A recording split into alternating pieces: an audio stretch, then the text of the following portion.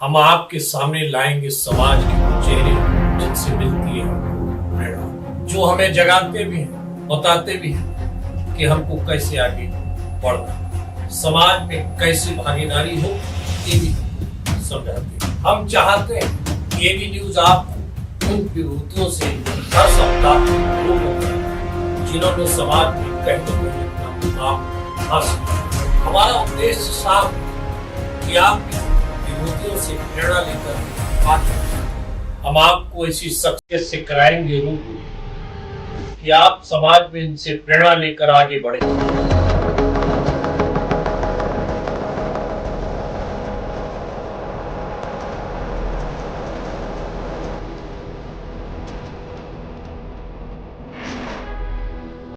Alvin दास, जो पहले राष्ट्रवादी Congress party के दक्षिण मध्य मुंबई के जिला अध्यक्ष थे, ने महत्वपूर्ण राजनीतिक फैसले लेते हुए एनसीपी का दामन छोड़कर भारतीय जनता पार्टी का दामन थामा। उनकी ये राजनीतिक और साहसिक छलांग भाजपा के कठिन दौर में आई, जिसने न केवल उनकी अपनी राजनीति को नई दिशा दी, बल्कि एनसीपी के कई बड़े नेताओं को भाजपा में शामिल होने के लिए प्रेरित किया। एल्विन दास का ये कदम दक्षिण मध्य मुंबई की राजनीति में एक अहम मोड़ माना जाता है, जहां उन्होंने पार्टी की विचारधारा को प्राथमिकता दी। भाजपा में आने के बाद एल्विन दास ने कार्यकारिणी में अपनी अहम भूमिका निभाई और उनके नेतृत्व में कई नए नेताओं ने भाजपा की सदस्यता ली। एल्विन दास की राजनीतिक समझ और दूरदर्शिता के चलते उनके ऊपर दक्षिण मध्य मुंबई की राजनीति में कहे जाने का श्रेय जाता है। आज जब मुंबई महानगर पालिका का चुनाव नजदीक है, वे अपनी पत्नी अंजलि अल्विन दास महाले को वार्ड 173 से चुनाव लड़ाने को कटिबद्ध हैं, जिसमें पार्टी की सहमति एक महत्वपूर्ण मुद्दा है। पार्टी नेतृत्व इस विषय पर निर्णय लेने में सतर्कता बरत रहा है, क्योंकि पिछले चुनाव में अल्विन दास की पत्नी को टिकट न मिलने पर पार्टी नेतृत्व द्वारा उन्हें अगली बार को बताया गया था। अब इस बार ये अगली बार माना जा रहा है। अगर सही मायनों में देखा जाए तो अल्विन दास की पत्नी इस बार पार्टी के कथन के अनुसार हकदार है। बहरहाल पार्टी को तय करना है कि टिकट दिया जाए या नहीं, लेकिन इतना कहा जा सकता है, पिछले 20 साल से अंजलि अल्विन दास समाज सेवा में सक्रिय हैं और उनकी वार्ड में अलग पहचान है। राष्ट्रवादी कांग्रेस पार्टी में कभी दिग्गज नेता के रूप में पहचाने जाने वाले एल्विन दास, जिन्होंने राष्ट्रवादी कांग्रेस पार्टी का साथ उस वक्त छोड़ा जब भारतीय जनता पार्टी को अलग अलग पार्टियों के नेताओं की जरूरत थी और वो उस समय ऐसे ताज पर बैठे थे, जिला अध्यक्ष के पद पर। लेकिन जब उन्होंने पार्टी की नीतियों से समझौता नहीं किया, भारतीय जनता पार्टी का दामन पकड़ा और उस वक्त पकड़ा जब भारतीय जनता पार्टी को मुंबई में ताकत देने की जरूरत थी, बल देने की जरूरत थी। और एल्विन दास ऐसे पहले नेता थे दक्षिण मध्य मुंबई में जिन्होंने राष्ट्रवादी कांग्रेस पार्टी की सत्ता में होते हुए भी उसको दरकिनार कर भारतीय जनता पार्टी में आए और भारतीय जनता पार्टी का साथ पकड़ा। उन्होंने साथ ही नहीं पकड़ा, बल्कि राष्ट्रवादी कांग्रेस पार्टी के किले की उस दीवार को भी गिराया जिस दीवार पर से निकलकर राष्ट्रवादी कांग्रेस पार्टी के कई दिग्गज नेता उनके पीछे पीछे आए और परिणाम स्वरूप राष्ट्रवादी किला ध्वस्त हुआ और भारतीय जनता पार्टी में वो नेता शामिल हुए। कहने का मतलब ये है कि राष्ट्रवादी कांग्रेस पार्टी से भारतीय जनता पार्टी में आए और भारतीय जनता पार्टी में उनके अंदर एक और भी जज्बा रहा, बहुत ही अच्छा, जो बहुत कम नेताओं में देखने को मिलता है। वो किसी बड़े पद को लेकर, ओहदे को लेकर लालायत नहीं थे। उन्होंने अपने आप को पीछे रखा और नई आने वाली पीढ़ियों को आगे बढ़ाया और इसीलिए उन्होंने कोई बड़ा पद नहीं लिया, केवल इसलिए कि नई पीढ़ी आगे बढ़कर काम करे। बहरहाल चुनाव बीएमसी का चुनाव है, मनपा का चुनाव है। इस चुनाव में एल्विन दास जी चुनाव मैदान में अपनी पत्नी को उतारने वाले हैं। 2025 का चुनाव एल्विन दास के लिए बहुत अहम चुनाव है। इसमें दो चीजें हैं। एक चीज, राष्ट्रवादी कांग्रेस पार्टी जब छोड़ के आए तो पार्टी ने उनको उस समय टिकट न देकर इस बार कहा भारतीय जनता पार्टी ने कि आपको टिकट दिया जाएगा। अब चूंकि उनका समय आया है, वक्त आया है, वार्ड उनका है और आरक्षित वार्ड है, उस आरक्षित वार्ड में अपने गृह वार्ड में चुनाव लड़कर वो विजयी हो सकते हैं। आज हमारे स्टूडियो में अरविंद दास जी, हम उनसे सीधे बात करेंगे कि इस तमाम राजनीतिक उतार चढ़ाव को लेकर वो कैसा अनुभव करते हैं, वो बीएमसी चुनाव में उनकी क्या भूमिका रहने वाली है, किस तरह चुनाव लड़ने वाले हैं। अरविंद भाई, आपका स्टूडियो में नमस्कार। सबसे पहले सवाल ये उठता है कि राष्ट्रवादी कांग्रेस पार्टी का आपने दामन थामा, उस समय आप जिलाध्यक्ष थे, काफी बड़ा पद होता है। ऐसा क्या आपके दिल में आया जो भारतीय जनता पार्टी के प्रति आपका रुझान आया और तुरंत आपने अच्छे से भारतीय जनता पार्टी को ज्वाइन किया? हम राष्ट्रवादी कांग्रेस में बहुत सालों से हम लोग काम कर रहे थे, ग्रास रूट से, लेकिन उनका वो एक काम का एक सैचुरेटेड पॉइंट थे। उतने में 2011 के बाद 2010 के बाद मोदी जी एक नया एक भरोसा दे कि देश पर बड़े नेता उभर के आ रहे थे। तभी सभी योग के जैसा, सभी लोगों जैसा मैं भी उनको देखा, उनकी बात को सुना और बड़ी ताकत से बीजेपी बड़ी पार्टी और देश भर उनकी ताकत है। बदल बोलेगा तो पूरा देश को बदल देने की शक्ति थी। मोदी जी आ रहे थे, मोदी जी गुजरात से ताकत बन के केंद्र का और उनके नाम बहुत ताकत से बढ़ रहा था। तो हमने देखा कि अभी किधर ना किधर दूसरा तरीके से दूसरा लेवल की राजनीति करना चाहिए। राजनीति एक समाज सेवा करने के टाइम झूठा आरोप करके किसी की तरक्की को, किसी की मूवमेंट को तुम कम करना, वो गलत बात है। तो मैंने सोच रहा था किधर ना किधर दूसरे एक प्लेटफॉर्म चाहिए। मैं मोदी जी से इम्प्रेस हुआ, भारतीय जनता पार्टी की तरफ मेरा मन बढ़ रहा था कि बीजेपी ज्वाइन करना चाहिए। और एनसीपी के अंदर की जो गठबाजी और वो गंदा राजनीति से मैं कंटाल चुका था, तो बाहर निकला। मैं भारतीय जनता पार्टी महाराष्ट्र के सत्ते में आने के पहले ही मैंने एनसीपी छोड़ के भारतीय जनता पार्टी ज्वाइन किया। सबसे पहले नेता सबसे पहला। और मैं आपको ये भी बात दावा से कहता हूँ कि पूरा महाराष्ट्र में मैं पहला जिलाध्यक्ष, जो पहला बड़ा लेवल का एक नेता या कार्यकर्ता बीजेपी में गया, वो मैं पहला आदमी हूँ। उसके बाद लोग आने शुरू हुए। जो मैंने कहा कि किले की दीवार तोड़ी तो आपने तोड़ी है। मेरे साथ बहुत लोग आए, बहुत लोग आके काम कर रहे हैं। आज अब उसके मेरे साथ कैसे लोग आए वो मैं उसका एक उदाहरण देता हूँ। आज भी मेरे साथ आए वो लोग आज जिला के कमेटी में, तालुका कमेटी में अच्छी पद में है और अच्छी कार्यक्रम ले रहे हैं वो लोग। ये जिले के अंदर मेरे साथ में आने वाले ही बड़े कार्यक्रम ले रहे हैं। उतनी अच्छे कार्यकर्ता मैं पार्टी में लाया और मैं भारतीय जनता पार्टी में हूँ, खुश हूँ, काम कर रहा हूँ। आपने तो भारतीय जनता पार्टी में लोगों को प्रोत्साहित किया, आपने पद नहीं लिया, ना कोई कभी मांग की, हमेशा लोगों को बढ़ाते रहे कि और लोगों को अच्छा सम्मान करे। आज इसीलिए वो लोग खड़े हैं। जैसा मैं भारतीय जनता पार्टी में शामिल हुआ, विनोद तावड़े जी तभी उस टाइम भारतीय जनता के नेता थे, उनका आशीर्वाद से मैं पार्टी ज्वाइन किया और मैं पार्टी में काम करने शुरुआत में मैं सैन कोलीवाड़ा, वडाला, धारावी, ये तीनों विधानसभा का इलेक्शन पूरा संभाला मैं। आज उस टाइम आज जितनी भी नेता हैं वो लोग कभी दिखे नहीं और मेरे पास पुरावा है। मेरे फेसबुक में आप देख सकते हो धारावी का विधानसभा इलेक्शंस, सैन कोलीवाड़ा का विधानसभा इलेक्शंस, वडाला विधानसभा इलेक्शंस दोनों जिताया। पूरा मैंने जिताया ऐसा नहीं, मैंने ताकत के साथ काम किया। हाँ, प्रयास किया। बहुत बड़े सभा हमारे लोग ने आयोजित किया, मेरे साथ वाले ने, मैंने आयोजित किया। सभा बड़े सभा आयोजित किया वो इलेक्शन में। आज झूठ बोलने की कोई जरूरत नहीं। आज मेरे फेसबुक अकाउंट्स में जाएंगे, सभी एक विधानसभा में 100 फोटो, 50 फोटोज है, एक अलग विधानसभा में। उतना ताकत के साथ काम किया। और मेरे कोलीवाड़ा में जिधर मैं जिला अध्यक्ष था, मैं जिस सैन कोलीवाड़ा में मैंने इतनी काम किया और हमारा आमदार तमिल सेल्वन वो भी जीत के आया, मेरे वजह से जीत के आया नहीं, मैं वो उस चीज में एक छोटा सा एक भाग हूँ। सवाल ये उठता है, भारतीय जनता पार्टी में आए, आपने बड़ा पद क्यों नहीं लिया आज तक? नहीं, मैं पार्टी में आया, मेरे आए वैसा ही मैंने, मेरे साथ में जितने भी लोग आए, चेंबूर से आए, वडाला से जो आए, सैन कोलीवाड़ा से, धारावी, सबको अपनी अपनी कमेटी में मैं सेट किया। इधर उधर काम करते करते आशीष जी को मेरा ध्यान आया। आशीष जी ने बोला, अरे अरविंद तू क्या कर रहा है, तेरे पद? तो मैं बोला सर चल रहा हूँ, काम कर रहा हूँ। तभी आशीष शेलार जी ने, तभी मुंबई अध्यक्ष थे, तभी मुझे बोला कि मुंबई के सेक्रेटरी बनाया।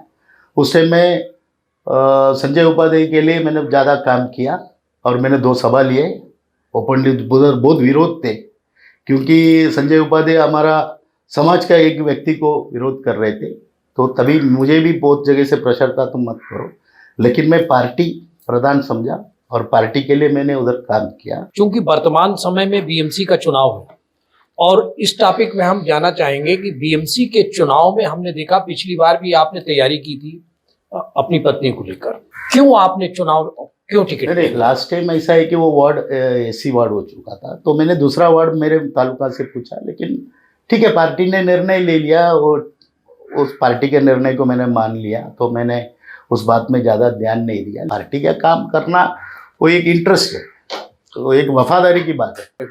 लेकिन इस बार आपके लिए रास्ता खुला है, मैदान खुला है, आपका वार्ड है, उसमें आपकी पत्नी सक्रिय है, क्या कहेंगे पूरी? मैं जब बीजेपी पार्टी में ज्वाइन किया, सब कुछ काम किया, तो अपना सैन कोलीवाड़ा वार्ड की जो इलेक्शन हुई, तभी अपनी आमदार कैप्टन तमिलसेल्वन जी ने मुझे प्रॉमिस किया था, एक तो वार्ड रहेगा एक तुम्हारा, नहीं तो तुम्हारा वाइफ को लेडीज होगा तो टिकट देंगे। लेकिन हमारा बैड लक वो आरक्षित में चले गया, लेकिन आज वापस ओपन हुआ है, तो मेरा वाइफ को मैंने दावेदारी लेने के लिए मेरा वाइफ आगे खड़ी है। और मेरी वाइफ की कार्यक्रम जो 173 वार्ड में जितनी भी महिला कैंडिडेट है जी, उनको अपने पति की परिचय के साथ भी आगे जाना पड़ रहा है। ये मेरा वाइफ है, ये मेरा पत्नी है, ये काम करती है, ऐसा मेरा वाइफ का ऐसा कोई प्रॉब्लम नहीं है। उसने जितने भी कार्यक्रम लिया उनकी प्रोफाइल खुली हुई है, तो उसके जैसा कार्यक्रम बंबई में अगर एक सिंगल पर्सन लिया रहेगा, एक व्यक्ति ने, देखो पार्टी कार्यक्रम में सब जन शामिल होते हैं, लेकिन एक व्यक्ति ने महिला रह के इतनी बड़ी कार्यक्रम लिया, मुंबई में कोई नहीं लिया रहेगा, मेरा चैलेंज है। प्रतीक्षा नगर में 5000 6000 महिलाओं को इकट्ठा लेके कार्यक्रम करके पुरस्कृत करके ताकत दे के महिला का मान सम्मान बढ़ाने के काम मेरा पत्नी अंजलि दास ने किया। यानी कि ये माना जाए कि प्रधानमंत्री नरेंद्र मोदी के महिला सशक्तिकरण की सिद्धांत या उनके सपने को लेकर अंजलि दास आगे बढ़ रही हैं। महिला शक्ति आज की तारीख में देश चला रहा है। मोदी जी ने रास्ता दिखाया, सब महिला मोदी जी के पीछे, महिला सब मोदी जी को मानने वाले। मोदी जी के एक शब्द में पूरा महिला का मतदान मोदी जी को है।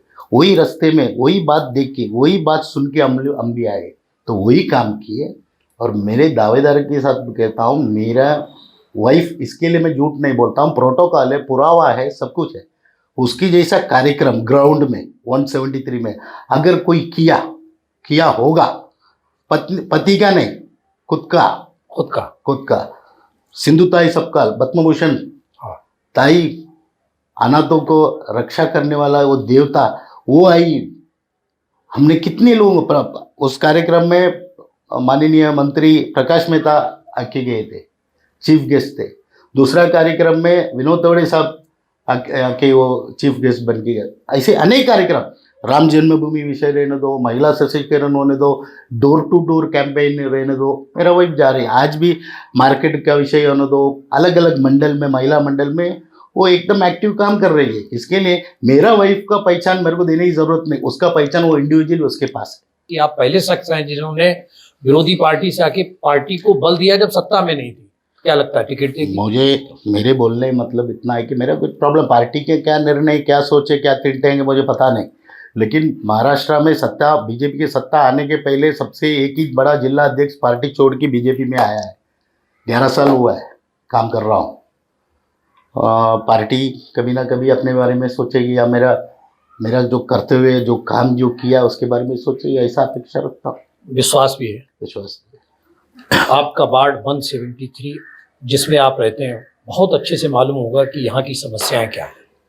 अगर हम समस्याओं के बारे में पूछें तो क्या कहेंगे, किस तरह की समस्याएं, किस तरह का जूझ रही है? पहली बात ऐसा है कि उधर की रोड मुझे कभी कभी समझ में ही नहीं आता है। रोड कभी बना, रोड कभी बन रहे, कुछ पता ही नहीं चलता है।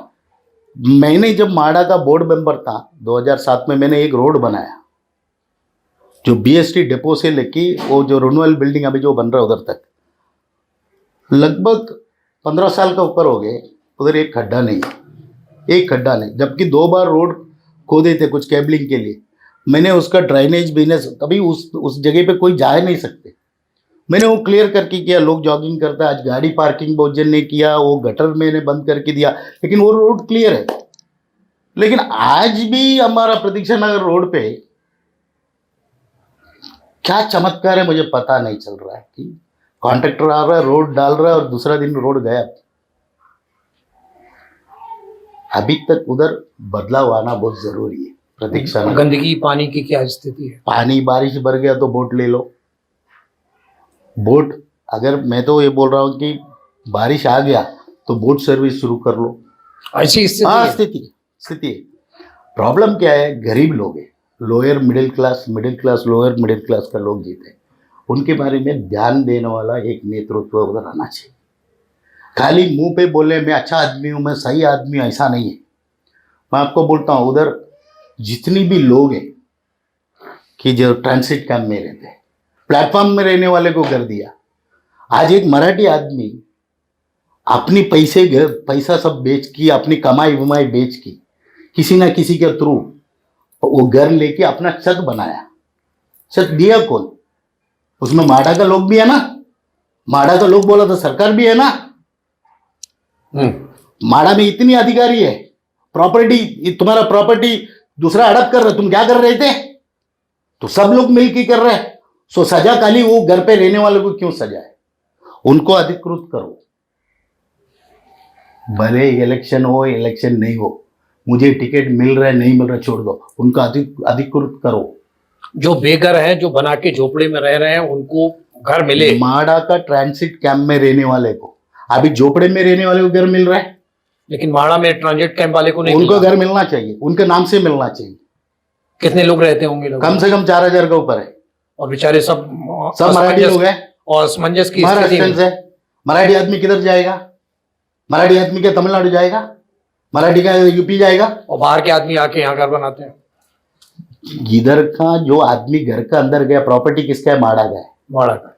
तुम्हारे पास CEO, deputy CEO, joint CEO, वो स्टेट मैनेजर, ये स्टेट मैनेजर, इतना लोग काम करता है। तुम तो एक बिल्डिंग भी नहीं बांधता, कॉन्ट्रैक्ट में देता है। तुम्हारा प्रॉपर्टी में दूसरा आता है, छोड़ा कौन? तुम ही है ना। बराबर, गलती सरकार की है ना, सरकार की कामगार की है ना। वो सजा वो क्यों, उनको क्यों देवे? ये आपकी बहुत बड़ी मांग है कि 4000 मराठी परिवार रह रहे हैं, मराठी, और आप बहुत बड़ी बात कर रहे हैं, जो मराठी कि ध्यान भी नहीं होगा परिवार सरकार को, का। रहने वाला मराठी परिवार को उनके नाम से उनको घर मिलना चाहिए। ये बड़ी मांग है। हाँ, बड़ी मांग है। ये सत्ता इलेक्शन आवे नहीं आवे छोड़ दो, इसके लिए हम संघर्ष रास्ते में मिलेगा। रहेंगे। और हमारे साथ में एक टीम है, सर्वपक्ष टीम काम कर रही है। यानी कि इसके लिए आप जंग की तैयारी में भी तैयारी है। मेरा 2000 पार्टी छोड़ने के टाइम भी यही बात था। उसके पहले राष्ट्रवादी का रहने के टाइम भी मैं यही बात बोला। राष्ट्रवादी या बीजेपी में आने के टाइम भी मैंने यही बात बोला। यानी कि आज भी मैं यही बात बोल रहा हूँ। यानी कि उनको घर दिलाने के लिए आप कटिबद्ध हैं। हाँ, कटिबद्ध है। मैं उसके लिए, मैं इस बात में सरकार निर्णय लेगा ऐसा मेरी अपेक्षा है, मांग है। वो सरकार, हो सकता है कि देवेंद्र फडणवीस साहब जो मुख्यमंत्री है, जो गड़बड़ को सीधा करने वाला आदमी है, मुझे लगता है कि उनके जैसा चमत्कारी नेता आज मुंबई में नहीं, महाराष्ट्र में नहीं, इंडिया में नहीं है। मोदी जी की बात, हमारा भरोसा उनके पास है, उनके ऊपर है, और वो करेंगे ऐसा मुझे भरोसा है। चूंकि आप भारतीय जनता पार्टी में आए, तो कैसा लगता है कि देवेंद्र फडणवीस जी के काम को देख के? मैं अगर एक ही टॉपिक बोलो तो मास्टर ब्लास्टर है। मास्टर ब्लास्टर, कुछ नहीं कर सकता तो, कुछ भी बॉलिंग डालो सिक्सर है, किधर से भी बॉलिंग डालो। मैं तो ऐसा बोलूंगा, 2 आदमी बॉलिंग डालो भी 2 सिक्स मारेंगे एक ही साथ। कुछ नहीं कर सकते। इतना जबरदस्त। हाँ, जबरदस्त नेता। आप उनके फैन बन चुके हैं? 100%। मैं उनको मैसेज भी करता हूँ, रिप्लाई भी देते। रिप्लाई भी हाँ, उनकी भाषण मेरे को अच्छा लगा, ऐसा तो रिप्लाई भी देते हैं। मैं आया पार्टी में, एक तोड़े साहब को देख रहा हूँ, एक देवेंद्र जी को देख रहा हूँ, एक मोदी जी को देख रहा हूँ, अमित भाई को देख रहा हूँ, नड्डा जी को देख रहा हूँ। मैं तो एक आनंद ले रहा हूँ। मैं क्या राजनीति करूंगा? मतलब आपको बीजेपी के नेताओं की काम करने की शैली, उसको देख के बड़ा आनंद आता हाँ, है। बड़ा। उनसे सीख भी लेते होंगे। मैंने देखा आशीष जी का एक खास करके बोला था, आशीष जी इशू को सुनने का और उसको क्लियर करने का स्टाइल उनके अलग है। आशीष जी एक अलग तरीके के नेता है। लोढ़ा जी एकदम सिंपल आदमी है, लोढ़ा लोढ़ा जी ऐसा बोल रहे हैं, लेकिन लोढ़ा जी वापरते जो मोबाइल देखा आपने, साधारण मोबाइल, आप फोन करो अभी नहीं तो मैसेज आएगा, विल कॉल यू बैक और रिटर्न कॉल कर रहे हैं। सादगी है। यस, ये कैरेक्टर है नेता लोग के। तो एक आ जाए कि एल्विन दास हर भारतीय जनता पार्टी के नेता से सीख लेते हैं, फैन है। हर नेता से। मतलब आप मानते हैं कि भारतीय जनता पार्टी राजनीतिक चेहरों के रूप में अच्छे नेता हैं? भारतीय जनता पार्टी नहीं है, वो राजनीति से अलग देखता हूं मैं। भारतीय जनता परिवार है वो। Very good. घर घर का अंदर बीजेपी है, बीजेपी पार्टी नहीं है, परिवार। भारतीय जनता परिवार है। लेकिन कार्यशैली से बता दिया कि परिवार है, पार्टी नाम है, 100% परिवार बता दिया। परिवार। एल्विन भाई, अगर आपकी पत्नी को बीएमसी में के चुनाव में टिकट भारतीय जनता पार्टी नहीं दे, क्या क्या ऐसी स्थिति में आपका होगा? मैं क्या करूं, मेरे नसीब। लेकिन मांगते तो रहेंगे 100%, क्योंकि मेरा हिसाब कैसा है कि जितनी भी लोग मांग रहे, ये पार्टी में आए, पार्टी सत्ते में आने के बाद आए सभी लोग। कोई 3 साल के बाद आया, कोई 4 साल के बाद आया, कोई 5 साल के बाद आया, कोई 6 साल के बाद आया। लेकिन 2014 में आने वाला हमने क्या गुनाह किया? आपने ये भी गुनाह नहीं किया। सही बात तो ये, भारतीय जनता पार्टी को बल देने का प्रयास किया, जबकि उस समय 2013 या 14 में फ्यूचर नहीं मालूम था कि भारतीय जनता पार्टी का क्या है। शायद आपकी दूरदर्शी सोच थी कि राष्ट्रवादी कांग्रेस पार्टी में काफी घालमेल चल रहा है और उसका परिणाम है कि पार्टी टूटी। वो आपकी दूरदर्शी सोच थी। आपको ऐसा लगता था कि कभी की पार्टी? लेकिन आपने एक जो पहला जो मुद्दा उठाया जी, उस समय मैं आपको बताता हूँ, 2014 में कैप्टन तमिलसेल्वन जी आमदार के लिए लड़ रहे थे। उनके विरोध में मंगेश साटमकर जी थे, उनके विरोध में जगन्नाथ शेट्टी थी जी, पूरा कांग्रेस थी।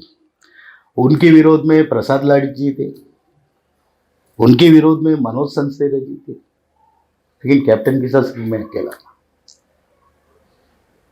और उस समय अपन 3700-800 वोट से हम जीत के आए और मजबूत दावेदारी से आप लोगों ने काम भी किया। मजबूत दावेदारी, पुरावा है।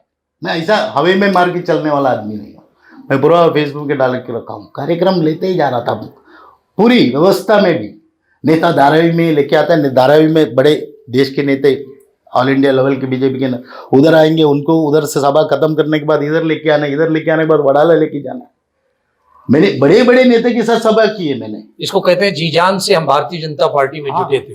क्योंकि रीजन ऐसा है कि मैं एक पार्टी के जिला अध्यक्ष हूँ और मैं साइन कोलीवाड़ा में बिलोंग करता हूँ, और उधर का कैंडिडेट जीता नहीं तो मेरी क्या इज्जत है? क्या मानते हैं कि भारतीय जनता पार्टी का इस बार बीएमसी पर कब्जा होगा? 100%। कैसे कैसे कह सकते हैं? सही कैंडिडेट को चुनो, एक्चुअली सही कैंडिडेट को चुनो, ग्राउंड में जिसकी काम है उसको देखो, एक कॉन्सेंसस के साथ, मतलब एक एकता के साथ एक कैंडिडेट चुना के आप लोग करो। ये बार समय एकदम ब्राइट है। बीजेपी का मेयर मुंबई में बैठे।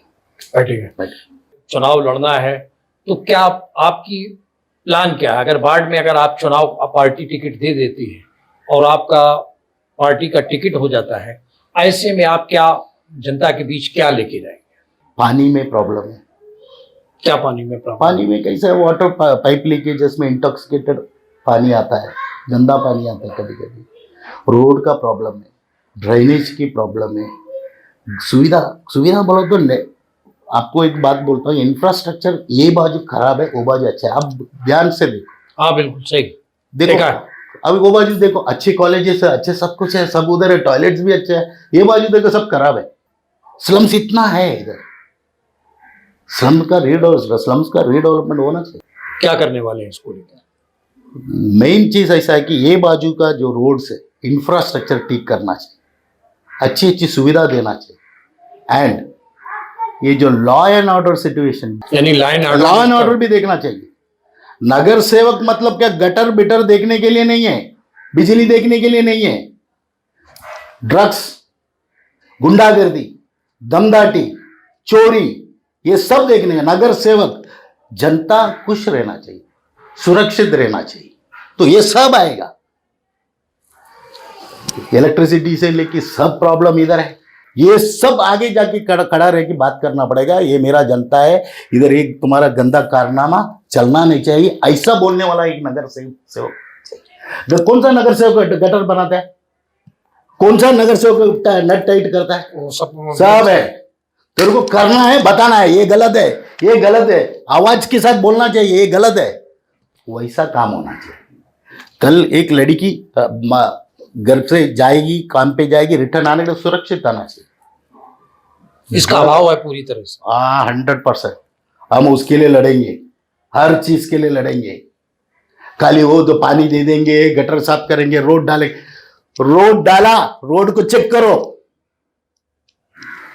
क्वालिटी खराब, लेकिन कमीशन 18% लो मत, 18% लो मत, ज्यादा से भी आता है। देखो जो जीतेगा उसका भी मैं चेकिंग करते रहूंगा, मैं नहीं तो मैं चेक करूंगा, अभी खुद की चेक करूंगा। समाज सेवा अपन इतना साल से किया, नगर सेवक बन के नहीं किया, ऐसे भी कर सकता है। कमीशन बंद करो, काम सीधा करो। टिकट देती हो, जीतती है हाँ, तो आप डबल इंजन सरकार जैसा डबल बैरल है। एक बाजू वो बीएमसी रहेगी, मैं रोड में घूमते रहूंगा, क्या चालू है इधर? अगर उन्होंने 18% लिया तो मेरा प्रॉपर्टी विपर्टी का डिटेल्स पहला ही देता था, उसके ऊपर एक भी अगला साल बढ़ा तो मेरे को पूछो, एक इधर से बढ़ा मेरे पास आके पूछो। अगर आप समझो ये साल मैं रिटर्न्स भरता हूँ, उसका डबल हो जाएगा तो जनता आवे मेरे पास पूछे पैसा किधर से आया, मैं बताता हूँ, नहीं तो मैं छोड़ देता हूँ, चलो रिजाइन करने। हाँ रिजाइन, मैं नहीं, मेरा वाइफ का भी अकाउंट भी रहेगा तो। यानी कि ये बहुत बड़ी बात बहुत बड़ी बात है, और आप जैसे चैलेंज है मेरी। इस तरह के नेता अगर मैदान में उतरते हैं और इस तरह से चैलेंज करते हैं, अकाउंट की बात करते हैं और समाज को बदलने की बात करते हैं, बहुत एक सेटिस्फेक्शन होना चाहिए। जितनी पार्टी के लेवल पे, अपनी लेवल पे हमने काम किया, अब सत्ता का एक पावर के लेवल पे काम करके हम पॉलिटिक्स में नए लोगों को एक रास्ता दिखाना चाहते हैं, ऐसा काम करो। कितनी काम खराब बन की जा रही है मालूम है? पैसा जनता की है। आपको एक बात कहना चाहता हूं, इसका निधि उसका निधि नहीं, ये निधि जनता का निधि है।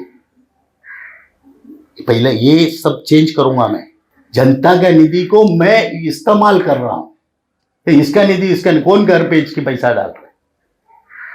अरे गरीब के उधर कोई जगह ऐसा है आप जा नहीं सकते उधर अंदर। सवेरे 12 बजे, दोपहर को 12 बजे आप चल नहीं सकते, रात को क्या चलोगे? अब आएंगे मेरे साथ? यानी कि इतनी स्थिति खराब है। ये लाइन ऑर्डर की क्यों पुलिस के अधिकारी या सत्ता में आपकी है? अपना प्रॉब्लम क्या मालूम है? अपना एक अपना प्रॉब्लम है। पुलिस क्या कर रही है? पुलिस क्या कर रही है? अरे पुलिस क्या सब जगह खड़ा रहेगा? पुलिस को जाके बताना चाहिए, सर ये चोर है, सर ये लूटमार कर रहा है, तो वो एक्शन लेगा। यानी हर चीज पुलिस बोलेगा। हर घर, सबका घर का सामने एक पुलिस खड़ा रहने का मुमकिन नहीं किया, मुमकिन नहीं। हर गली में खड़ा रहने का मुमकिन नहीं किया, नहीं है। तो पुलिस को मदद करने ये काम करे। पुलिस अपना मित्र है, पुलिस लिखता है ना, पुलिस आपका दोस्त है। हाँ, बिना वर्दी में भी आप अपना जिम्मेदारी है, हर नागरिक का जिम्मेदारी है, लेकिन उससे डबल जिम्मेदारी है ये राजनेता, ये सोशल वर्कर, ये पार्टी वर्कर, उनकी जिम्मेदारी है। लेकिन ये करते ही नहीं। देखो ये जबरदस्ती किसी को नहीं कर सकता, अपने अपनी मर्जी है, फ्रीडम है। लेकिन ये समस्या बहुत बड़ी, 100%। ये इतनी बड़ी समस्या मैं आपको एक बात बोलना चाहता हूं कि एक लड़की है, लगभग 16 साल की लड़की है, ड्रगिस्ट बन गई। ड्रग्स का पैमाने कितने बड़े पैमाने चल रहा है मालूम है क्या आपको? जबकि पूरी मुंबई में पुलिस नारकोटिक्स विभाग ड्रग्स के खिलाफ अभियान चलाए हुए है। सर एक बात बोलता हूँ, हर चीज पुलिस करने से नहीं होता है, अपना भी जिम्मेदार है। कुछ डाउट रहेगा तो बोलो, सर उधर जरा चेक करो, तो वो काम करेंगे। पुलिस उनका भी जरा मजबूरी है ना, इतनी तो उनके पॉपुलेशन नहीं है, मतलब उनकी तो टीम नहीं है, उनको मदद करना चाहिए। सर ये देखो पुलिस मदद करती है, मैक्सिमम मदद करती है।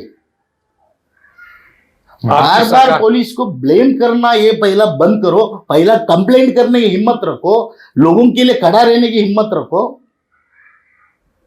एडमिन भाई, सरकार आपकी है और आप पुलिस की तारीफ कर रहे हैं, और जबकि समस्या बनी हुई है, तो ऐसा नहीं लगता कि आप पुलिस को बचाना चाहते हैं? बिल्कुल नहीं।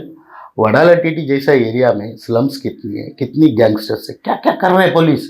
रात भर सोता है नहीं पुलिस, कितनी लोग बराबर ढंग से नींद मिलता है पुलिस लोगों को, आप देखो कभी जाके, उनके बारे में जरा सोचो। हाँ, आपने कोई कंप्लेंट बताया और उसमें निवारण नहीं हुआ, उसमें एक्शन हुआ, अलग बात है, लेकिन मैक्सिमम अटेंड कर रहे हैं ना, यानी पुलिस काम हाँ 100%। ये बहुत बड़ी बात कर रहे हैं। एग्जैक्टली। लोगों की शिकायत रहती है पुलिस से। सर ऐसा है कि 2 जन जाता है, अभी मेरे पुलिस एक का ही साथ देना पड़ता है, तो जिसका विरोध कर दिया तो वो बोला पुलिस अन्याय किया मेरे साथ। ये तो कोर्ट में भी ऐसे ही दो टीम हो जाती है, वो बोलता है ये अन्याय करता है, ये अन्याय करता है। सच्चाई जज देखना पड़ेगा ना, जनता देखना चाहिए कौन है, किधर प्रॉब्लम है, क्या है। यानी कि कुल मिला के देखा जाए तो अल्विन भाई, आने वाले चुनाव में पत्नी को टिकट, और टिकट के बाद अगर मिलता है तो जीतने का प्रयास, और अगर जीत जाती हैं तो इन समस्याओं को लेकर अल्विन भाई संघर्ष करेंगे, और नहीं जीतेंगे या नहीं टिकट मिलेगा तब भी संघर्ष करेंगे। हमारा प्रयास इतना है कि अगर टिकट दे के हम जीत के आएंगे 100%, तो महानगर पालिका काम एक बाजू से हो जाएगा, उनकी पर्सनल लेवल पे भी हम काम करेंगे, उनकी सुख दुख में हम लोग भाग लेंगे, उनके घर पे किसी बच्चे को नौकरी के लिए जाएंगे, उनका पर्सनल इश्यूज में काम मदद करेंगे, ये काम करेंगे। पत्नी की एजुकेशन क्या है? मेरा पत्नी BA फिलोसफी की है, लालबाग की जन्म है, और जेटरवेज जैसा कंपनी बंद हो गई, उसमें अच्छे कामकाज किए उसने, अनेक मंडल में सक्रिय है, वो 5-6 भाषा बोलती है, 3 भाषा लिखती है। यानी कि परिपूर्ण व्यक्तित्व राजनीति के लिए हो सकता है, शिक्षित महिला, महिलाओं का सम्मान करने वाली, महिलाओं को सशक्तिकरण के लिए आगे बढ़ाने वाली, और घर से निकलकर कामकाज भी देखने वाली। तो मैं समझता हूं परिपूर्ण राजनीतिक के रूप में उसका 20 साल का अनुभव सामाजिक क्षेत्र में उसके साथ खड़ी है, पति से ज्यादा उसका 20 साल का सामाजिक कार्य उसके पीछे खड़ी है, मदद बन के, ताकत बन के खड़ी है। अल्विन भाई, अगर आपके वार्ड को लेकर, पत्नी की चर्चा को लेकर, पार्टी को लेकर अगर हम कहें कि चंद शब्दों में 1-2 मिनट में अगर कुछ कहना चाहें, तो आप जिससे 173 की जनता और आपकी भारतीय जनता पार्टी की नेता समझ सकें आपके दिल की बात, तो कह सकते हैं। 173 की समीकरण, जो पॉपुलेशन वाइज, रीजनल वाइज समीकरण मुझे पता है कि मैक्सिमम कौन सा जात वाले, कौन सा महाराष्ट्र ज़्यादा है, ऐसा मुझे पूरा डिटेल से, मैं उसमें जाना नहीं चाहता हूँ। सब हमारा है, सब मेरे, सबके लिए काम करने के लिए हम तैयार है। 20 साल से साथ में ही है, आज भी साथ में है, अगर संधि मिला तो आपका परिवार के साथ साथ जिंदगी भर। धन्यवाद। जिसके पैर न परे विवाही, वो का जाने पीर पराई। जी हाँ, हम बात कर रहे थे राष्ट्रवादी कांग्रेस पार्टी से आए हुए 2013 के सिपाही, जो भारतीय जनता पार्टी के दिग्गज नेता हैं। पद से भले ही बहुत बड़े पद से दूर हों, लेकिन आज भारतीय जनता पार्टी में अपना मुकाम बना चुके हैं भाई अल्विन दास जी, जिनसे हमारी वार्तालाप हुई। मनपा का चुनाव है, 173 वार्ड उनका है। पिछला चुनाव में वो किसी कारणवश आरक्षित होने के कारण नहीं लड़ पाए। इस बार वार्ड ओपन है, मैदान खुला है, उनके लिए ऑफर है। भारतीय जनता पार्टी को देखना चाहिए कि एक शिक्षित महिला, जो महिलाओं के सशक्तिकरण के लिए हमेशा प्रयासरत रही है, 20 साल से संघर्ष कर रही हैं जनता के लिए। और अल्विन दास जी जो हमारे साथ साक्षात्कार में थे, उन्होंने क्षेत्र की समस्याओं को गिन गिन के बताया। तमाम अनियमितताएं उनके वार्ड में बनी हुई हैं, जिसका दर्द वो समेटे हुए हैं। वो उनका ज्वालामुखी हमेशा फटता रहेगा। समाज के लिए और क्षेत्र के लिए वो संघर्ष करते रहेंगे। और सबसे बड़ा दर्द उनके अंदर हमने देखा, वो 4000 मराठी परिवार जो आजकल बिन घर के, अगर देखा जाए ट्रांजिट कैंप, क्योंकि ट्रांजिट कैंप कोई घर नहीं होता, एक अस्थायी निवास होता है, उन महाराष्ट्रियन लोगों के लिए, 4000 परिवारों के लिए अल्विन दास का संघर्ष काफी समय से लागू है। शायद अभी तक पता नहीं सरकार के लिए वो नजर क्यों नहीं गई कि 4000 परिवार बेघर हैं, जबकि प्रधानमंत्री की योजना हमेशा रही है कि बेघर लोगों को घर दिया जाए। मुंबई में झोपड़पट्टी अवैध रूप से बना लेते हैं, उनको घर मिल रहा है, लेकिन ट्रांजिट कैंप में सालों साल से वो दर्द समेटे वो लोग रहे हैं, मूलभूत सुविधाओं से वंचित हैं वो 4000 परिवार। उनके लिए अरविंद दास की आवाज गूंज रही है। दिल में घुटन होती है, बेचैनी होती है कि उनको इंसाफ कैसे मिले, उनको घर कैसे मिले और साथ ही अपने वार्ड के लोगों को अच्छा माहौल कैसा मिले, नशाखोरी से कैसे मुक्त हो। इन्होंने यहाँ पर सबसे अच्छी बात यह है कि उन्होंने अपनी सरकार में रहते हुए कानून व्यवस्था को लेकर भी सवाल जहां खड़े किए, वहीं पुलिस की प्रशंसा भी की। और इन तमाम दावे प्रदावे सवाल जवाबों के दौर में ऐसा लगता है कि अगर भारतीय जनता पार्टी अरविंद दास की पत्नी को टिकट देती है तो निश्चित ही समाज की दिशा और दशा बदलेगी और 173 वार्ड एक नए आयाम को छुएगा। इन्हीं शब्दों के साथ धन्यवाद, नमस्कार। हमारा विशेष कार्यक्रम शख्सियत